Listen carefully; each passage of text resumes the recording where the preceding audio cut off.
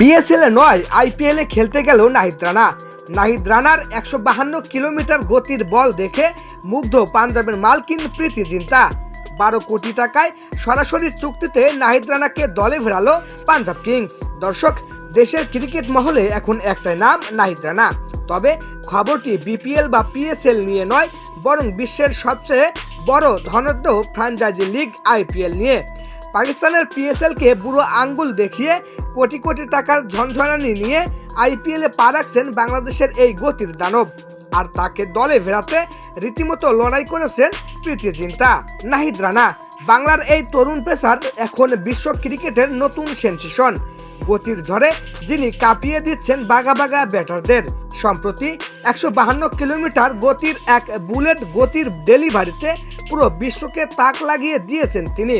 আর এই গতির জাদুতেই মুগ্ধ হয়েছেন বলিউডের কুইন এবং পাঞ্জাব কিংসের মালকিন প্রীতি জিন্তা। সূত্রের খবর অনুযায়ী নাহিদ রানার বোলিং দেখে প্রীতি জিন্তা এতটাই অভিভূত যে কোনো নিলামের অপেক্ষা না করেই সরাসরি চুক্তিতে তাকে দলে নেওয়ার সিদ্ধান্ত নেয় পাঞ্জাব কিংস। 12 কোটি টাকার বিশাল অঙ্কে এই টাইগার পেসারকে দলে ভিড়িয়েছে পাঞ্জাব। যেখানে নিউজিল্যান্ড সিরিজের পর পিএসএল এ খেলার কথা ছিল নাহিদ রানার, সেখানে এবার আইপিএল এর মঞ্চে প্রীতি জিন্তার জোড়ায় গর্জন করবেন রানা। অনেকেই মনে করছেন আইপিএল এর এই আসরে মোস্তাফিজুর রহমানের পর দ্বিতীয় কোনো বাংলাদেশি হিসেবে নাহিদ রানার গতির জাদুতে মাঠ মাতাবেন। 12 কোটি টাকার এই চুক্তি বাংলাদেশের ক্রিকেট ইতিহাসে অন্যতম সেরা একটি প্রাপ্তি। এখন দেখার বিষয় পাঞ্জাবের জার্সিতে প্রীতি জিন্তার আস্থার প্রতিদান কতটা দিতে পারেন নাহিদ রানা।